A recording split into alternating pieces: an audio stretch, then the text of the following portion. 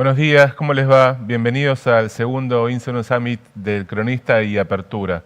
Soy Hernán de Goñi, director periodístico, y va a ser un gusto dar inicio a una actividad que hoy, en este contexto todavía económico, donde todavía las incertidumbres son importantes, vamos a tratar, como siempre, de poner un poco más de claridad para un sector clave en la economía argentina, ya que es uno de los que más presta servicios y además tiene un rol importantísimo como inversor institucional de una economía, que es el sector asegurador. Para nuestro primera charla, primer panel, vamos a poder conversar con Ana Cohen, CEO y presidente del Grupo Cohen, y con Diana Mondino, economista y directora de Relaciones Institucionales de la UCEMA, además de columnista del Cronista. Ana, Diana, ¿cómo les va? Bienvenidas a las dos.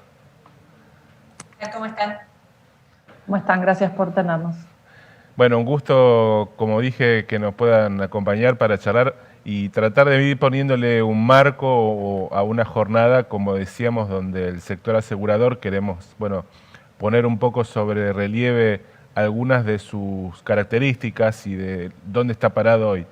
Pero bueno, Ana y Diana, con ustedes la idea es un poco hablar de la coyuntura. Y si les parece, me gustaría ir, como decimos siempre, de lo global a lo local. Así que empezaría por preguntarles algo sobre el mundo. Ana, hoy, ¿cómo está el mundo en materia de inversiones? ¿Suma o resta? Porque tuvimos un primer semestre en donde el mundo sumaba, por lo menos para la Argentina, en términos cambiarios, nos aportó dólares, materias primas en alza que nos dieron reservas, y eso le aportó también tranquilidad. Pero ahora, bueno, el mundo está un poquito más inquieto, ¿no es cierto? Digo, de la mano de Estados Unidos y otros factores. ¿Cómo lo ves? Justo estábamos hablando con Diana en el backstage, en la espera, sobre lo convulsionado que está en el mundo. Hay como una especie de calma convulsionada, es raro, pero digamos, ves volatilidad en los distintos instrumentos que parte de la interpretación de ciertas cuestiones. El famoso reopening trade, que es la idea de que después del COVID las actividades económicas de los diversos países centrales se van a ir reactivando, digamos. Lo ves ralentizado en China, con regulaciones pendientes, digamos, de resolver. Lo ves con alguna crisis financiera de algunos de los papeles centrales. Ves el índice manufacturero por abajo de 50 en China, que no es una buena noticia porque es contractivo, no así el de servicios, entonces tenés como noticias mixtas. En Estados Unidos tenés cuestiones políticas que digamos, resolver para evitar el cierre del gobierno, digamos, y una lucha en términos de lo que es las definiciones crediticias. Tenés un paquete de infraestructura que está al borde del Congreso y cuya traba inicial no es ni siquiera la cuestión bipartisana, digamos, o bipartidista de ellos, sino una convulsión que tienen adentro del Partido Demócrata, con lo cual señales muy mixtas. Por ahora se espera que sean resueltas estas señales y que el reopening trade siga teniendo valor. Ahora no es la bonanza que tuvimos en el primer semestre. ¿Y la Fed qué señal está dando? Porque también ahí el mercado está muy atento a lo que, a lo que se llama el tapering, o sea, al retiro gradual de los estímulos monetarios, que ha sido uno de los factores que permitió que tuviéramos tasas de interés muy tranquilas y bajas. ¿Cuál es la lectura que está haciendo el mercado sobre las señales que da la Fed? El mercado está siendo meticulosísimo con hasta el wording o los textos que emite la Fed y hasta los discursos que emiten que hacen sus autoridades en los distintos foros en donde participan. La realidad es que también hay una situación mixta. En los últimos días se previó una anticipación, digamos, del tapering y una aceleración de todo este tema. Viste un pequeño tantrum a principios de la semana en los mercados, pero por ejemplo hoy tenés una señal de, digamos, desaceleración de la economía en los Estados Unidos. Es la tercera semana en la que el desempleo está peor de lo que ellos programaban. Eso para el mercado es noticia de que tal vez la Fed no acelere ese tapering, con lo cual, si bien en circunstancias normales eso sería una mala noticia para los mercados, hoy, que están acostumbrados al influjo, digamos, del cash y de la emisión, los tenés relativamente, moderadamente estables a positivos. Es así, hay como un stop and go, ¿no es cierto? Es una noticia impulsa para un lado y otra frena todo el tiempo. Parece que... Y muchas veces es contraintuitivo. Es así. Y vos, Diana, ¿cómo estás viendo? ¿Cómo estás viendo al mundo? Muy parecido a lo que comenta Ana, hay muchos nubarrones, pero déjame ir de atrás para adelante de los temas que comentaba. Ella estaba hablando recién de la tasa de interés. Dale. Que el tapering la voy a ir moviendo de a poquito, lo voy a ir toqueteando de a poquito. Pero la base monetaria ha subido, prácticamente se ha duplicado desde el comienzo del problema del COVID.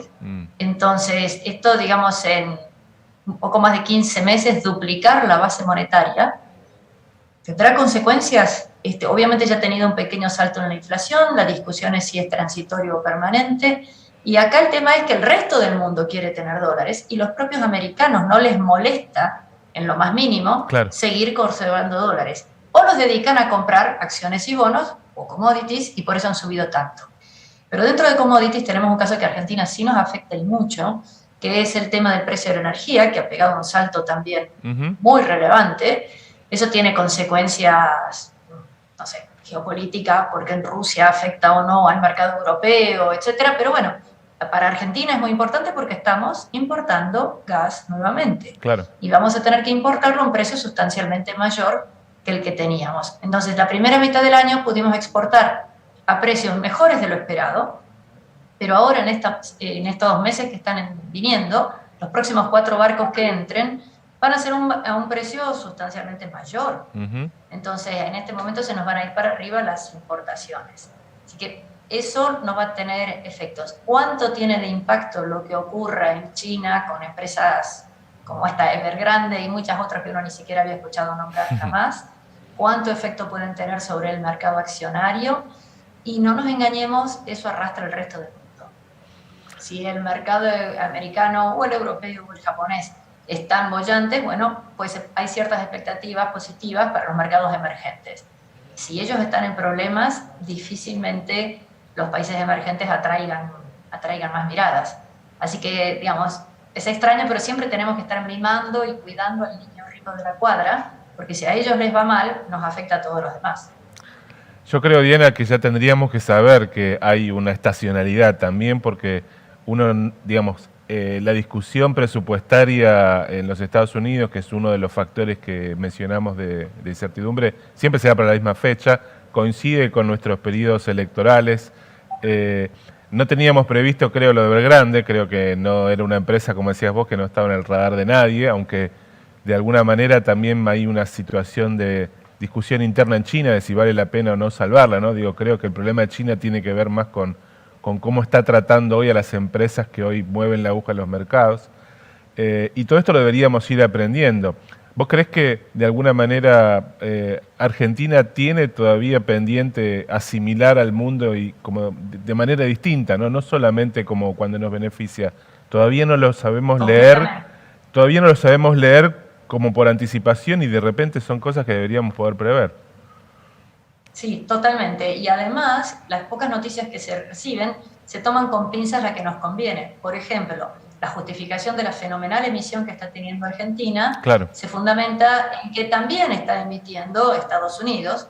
Bueno, la base monetaria se ha duplicado, pero es una circunstancia completamente diferente, entre otras razones porque ellos duplican base monetaria, pero contra activos. O sea, no solamente la gente no le molesta tener dólares, al contrario, sino que ellos tienen un balance de la Fed, de su Banco Central, que está equilibrado. No es nuestro caso. Entonces, no solo no leemos lo que está ocurriendo, sino que tomamos parcializada la información, utilizamos teorías distorsionadas, como una que ahora se llama Modern Monetary Theory, que no es ni moderna ni monetaria, y que justifica que acá emitamos digamos, no sé, como dicen las bromitas, ¿viste? Esta de los memes de los Twitter, que nuestra capacidad de emitir dinero está, o sea, está a toda velocidad. A toda velocidad. Y ese tipo de cosas realmente nos afecta y nos afecta mucho y no lo podemos tomar en chiste, aunque uno haga un chiste para que sea digerible. Claro. Bueno, y yendo un poco a la Argentina, Ana, ¿qué nos ofrece el corto plazo o el mediano, si tenemos capacidad de anticiparnos un poquito? ¿Ves trasladable esa ¿Me misma permitís? volatilidad? Sí. Perdón, dale. No, te iba a Pensé que preguntar habías un terminado. poco, No, pero si querés completar algo de lo anterior, adelante. sí, quería complementar con Diana que me parece, coincido 100% y le agregaría algo que la he escuchado decir a ella, que los estímulos monetarios de un lado y del otro son dispares también en términos de lo que es el foco de a dónde van destinados. Claro. Digamos, el destino en los Estados Unidos no es solo poner plata en el bolsillo para el consumo, sino que tenés además familias con récords en sus propios balances personales en los bancos, pero tenés un paquete de infraestructura totalmente destinado al desarrollo de la tecnología y de la facilitación de los flujos de puertos, etcétera, en un momento en el que el mundo tiene cuellos de botellas en el supply chain por todos lados, que no es lo mismo que está ocurriendo acá en la Argentina. Como la escuché a Diana decir eso alguna vez y me pareció súper inteligente, no es solo un tema de credibilidad de la moneda, sino el destino el que le estamos dando a la emisión, ¿no? Más Claro. allá de que uno tenga, por supuesto, las cuestiones sociales en mente, en términos de lo que es productividad de la economía, hay una gran diferencia. Perdón, quería agregar eso. No, es clarísimo, porque digo, como bien decía, si ella marcaba también, digo, la FED tiene un balance equilibrado contra activos frente a esa emisión y nosotros muchas veces la usamos para financiar flujo de gasto corriente. Que digamos, nuestro problema es ver, bueno, ok, el año que viene, ¿qué hacemos cuando toda esa emisión ya la tengamos puesta en la calle y no la podamos sacar? Quería preguntarles a las dos un poquito ya cómo ven nuestro corto o mediano plazo o hasta donde les permita proyectar el escenario local. Ana, si querés un poquito de, digamos, la visión que está tomando el mercado sobre lo que viene de acá a fin de año. Digamos, hasta el día de hoy te diría que hay un trade mixto, digamos, de corto plazo. El primero es la protección contra la inflación. Estás viendo una revalorización de los bonos atados al SER, de todo lo que tenga que ver con los fondos comunes de inversión T+1, etcétera, para proteger un poco de la inflación, pero también ves un influjo en términos de lo que son los fondos incapaces, digamos, de dolarizarse, entrando en situaciones similares como la del dólar link, etcétera, a la espera de si se resuelve la dicotomía post-elecciones de si esto es un crawling peg o si el salto evaluatorio se acelera, digamos. Esto es lo que estás viendo como tendencias en el flujo de los inversores. Se diría que esas son las dos grandes corrientes que estamos viendo. Diana, ¿y vos de...? Sí, a mí me da la sensación, sí, muy similar, digamos. Yo creo que la inflación es inexorable. No solo no hay expectativas de que baje, sino que probablemente se acelere. Entonces, depende de cuál sea el objetivo de inversión, si es meramente transaccional, en cuyo caso necesitas protegerte de la inflación, o si es realmente un activo para tener mediano o largo plazo. Las opciones que ofrece Argentina para mediano o largo plazo son para valientes. Si te salen bien es una rentabilidad extraordinaria, pero hay que tener un coraje muy especial. Así que gran parte de los activos que se están manejando en Argentina en este momento son transaccionales, empresas o familias que no tienen un horizonte de muy largo plazo. Entonces ellos están tratando de protegerse. Y un comentario que hizo recién Ana de cuáles serían las opciones con el dólar. Bueno, técnicamente hay 4 opciones. ¿Cuál será la que la parte política decide? No lo sé. Pero por un lado pueden acelerar el crawling peg. El crawling peg, o sea, esto que están moviendo muy lentamente el dólar oficial, podrían empezar a moverlo más rápido. O podrían pegar un salto discreto, una gran devaluación. O inventos que tuvimos ya hace 20, 30 años y que uno pensaba que jamás volvería a ver, que es desdoblar el tipo de cambio abiertamente. Y si no, algo equivalente a matar los pesos por algún plan que en términos generales uno llamaría un plan Bonex, pero que no tiene por qué ser un plan Bonex. Pero digamos, entonces las alternativas de inversión que tiene una empresa en Argentina, que es cubrirse de la inflación o tratar de proteger sus activos, están bastante limitadas. Y en ese contexto, Ana, ¿qué herramientas se le pueden ofrecer a las empresas, digamos, más allá de que, por ejemplo, primero tiene que saber si su objetivo es, como decíamos, cubrirse para el corto plazo de inflación o mirar un poco más adelante con algún tipo de instrumento dolarizado. ¿Qué es lo que más se busca y demanda hoy? Como te decía, y coincido con lo que dice Diana, las cuestiones que tengan que ver más de resguardo de valor están mal llamadas resguardo de valor porque son para valientes. De corto plazo, que es en general lo que te pasa con el cash management de las compañías, fondos, bonos ser, lo más líquido que se pueda, y dólar link para aquellas porciones que tengan posibilidad de tener algo de resguardo más de largo plazo. Está recuperándose un poco el mercado corporativo de emisiones en la Argentina dólar link, aprovechando esto. Y después lo que sí se está viendo es todo lo que sea dolarización, digamos, más similar a lo que es dólar MEP o contado con liqui y cable, que es temas de CDRs, etcétera. La realidad de la situación es que esta brecha empieza a pensar el mercado que es un poco insostenible en eso, digamos. Hay gente que ya te está diciendo, a esta brecha yo no sé si entro a contado con liqui. Esto es una realidad. Entonces, comprar los CDRs hoy es una situación ya, te diría, de distrés, en el sentido de que nadie ve que la brecha sea sostenible en este sentido, ¿no? Te adelanto una pregunta que iba a hacer después. ¿Vos crees que pese a todo esto, a este paraguas, digamos, hay todavía algunos precios de algún tipo de activos o acciones que permitan, digamos, invertir asumiendo que se necesita coraje y valentía? O sea, ¿hay todavía alguna oportunidad o esas oportunidades se están diluyendo?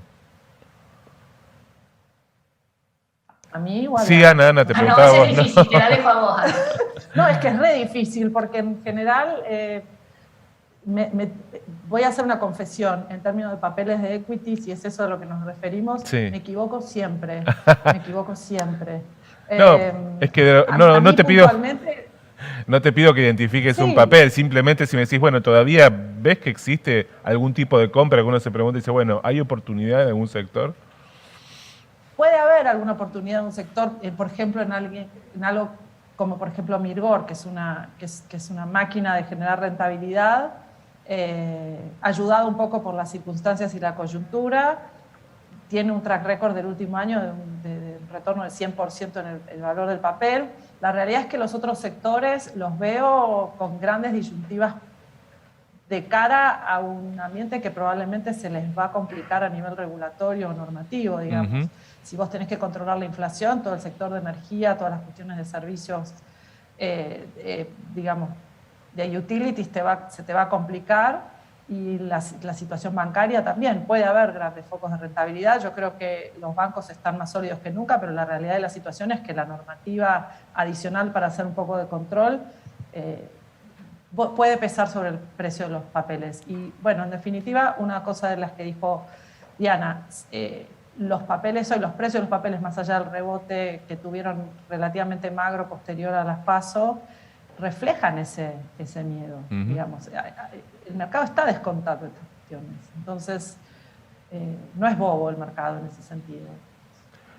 No creo que sea momento para casarse con el papel. Pero bien, como te digo, siempre me equivoco. No, digo, me parece interesante porque a veces tiene que ver con complementar a veces lo que uno ve como noticias y decís, bueno, hoy no sé, se recuperó el mercado local o subió una ADRs en Estados Unidos y uno se pregunta, dice, ¿hay alguien que está viendo algo que yo no veo? Por eso creo que es válido tu observación de que mejor todavía no es tiempo de casarse, o sea, sigamos un poquito mirando como... Una única aclaración, y es que por ahí los exportadores de metales, una Sindar, ponele, tal vez tenga alguna posibilidad de mirar, pero lo miraría muy de lejos y muy despacito hasta animarme a entrar. Bien. Si te sirve la obvio que sirve, claro que sirve. Hay que tener en cuenta algo.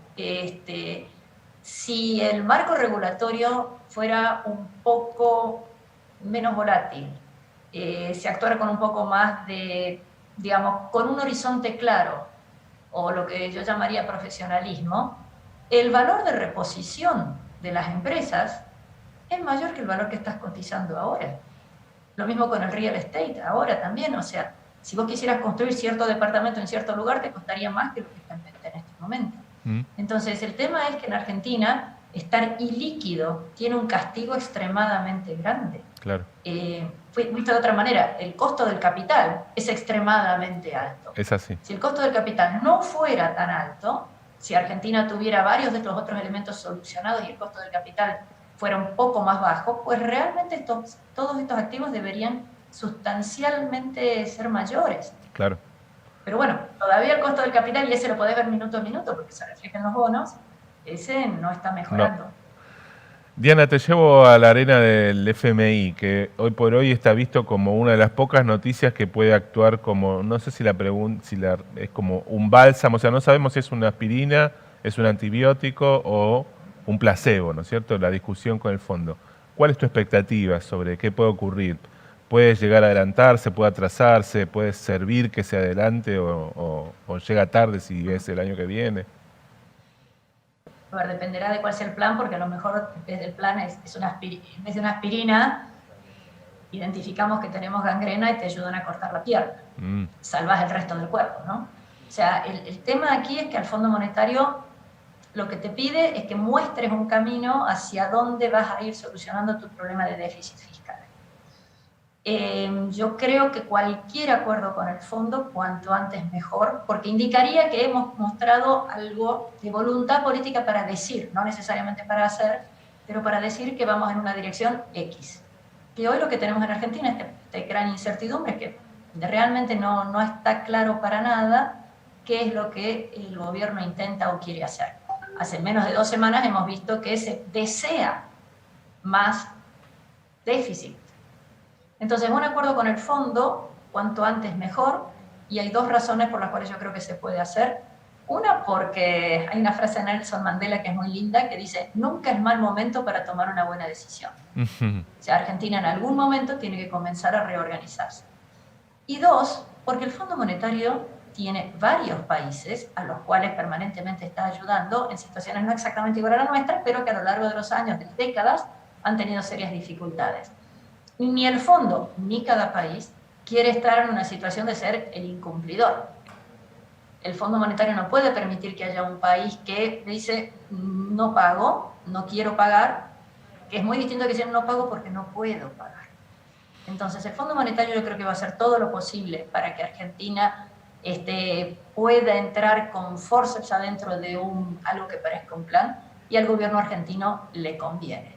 Esto nos evitaría una potencial nueva crisis. No necesariamente más financiamiento. Es más, yo quisiera creer que ni siquiera va a haber más financiamiento, porque si lo hubiera, pues posterga tomar las difíciles decisiones que en algún momento va a haber que tomar. Alguien que tiene registro de cómo son las discusiones con el fondo me dijo, no es lo mismo el fondo como prestamista que como acreedor, o sea, no pone el mismo énfasis en las políticas cuando tiene que prestar que cuando tiene que cobrar, porque tiene que garantizarse que la Argentina genere dólares y tenga capacidad de repago. Era un dato como para saber por dónde puede apretar el Fondo Monetario en un eventual acuerdo. Diana, Ana, quiero una última pregunta cortita para terminar, y es una opinión sobre cómo ven o qué piensan del mundo criptomoneda. ¿Tendrían ustedes algún tipo de ahorro en una criptomoneda? Ana, si soy joven, ¿querés? Indudablemente. Si fuera más joven, indudablemente. Es una tecnología que va a cambiar el mundo, no está disponible todavía, no está sólida, hay muchísimo fraude, muchísima mentirita, muchísima cosa que no debería existir, pero el concepto es muy bueno. Entonces, por eso digo, si fuera joven y pondría algo, porque total, si sale bien es mucho, y si sale mal tengo toda la vida para recuperarme. Bien. Pero lo que hay que ver es no la moneda A, B o C, sino el concepto. Y mientras la gente no entienda el concepto blockchain, yo le diría que no se anime. Meterse a especular, bueno, tenés que estar dispuesto a perderlo todo. Ana, ¿cuál es tu feeling con las criptos? 100% alineada. La única diferencia es que a pesar de no ser joven, yo me obligué a entrar básicamente para aprender cómo se hacía y tener el dolor en el cuerpo de lo que mis clientes después me preguntaban. Bien. La realidad de la situación es que sí, coincido con Diana en absolutamente todo. Esto a mí muchas veces me hace acordar a las .com en el 99-2000, Claro. cuando uno no sabía muy bien a dónde entraba, porque en definitiva los flujos de las acciones que compraba eran nulos o negativos y las evaluaciones eran ridículas. Hoy no tenés un pie firme ahí. Hay algunas maneras de invertir en una canasta diversificada. Hay gente que está haciendo administración activa de estos, nunca por más del 5% de ningún patrimonio. Coincido con Diana. Y para aquella gente que tiene capacidad de recuperación o de esperar a que la volatilidad vaya definiendo un rumbo real. Y la otra es, sí, siguiendo la idea de que el concepto es bueno, pensar en invertir en la tecnología subyacente, digamos, en los data minings, etcétera, las equities o acciones de las mineras, digamos, de este tipo de cuestiones. Hay un comentario con esto que dijo Ana. Cuando fue la fiebre del oro en California, en muchísimos otros casos, no necesariamente gana dinero el que va y busca el oro, sino el que le vende los jeans y las palas y el sanguchito. Bien. Entonces, entender todo el ecosistema que hay, las múltiples alternativas que hay, vale muchísimo. Porque gane, suba o baje la moneda X que estés comprando, lo demás va a seguir subsistiendo. Menos renta, pero menos volatilidad. Está muy Cadena bien. de valor y listo.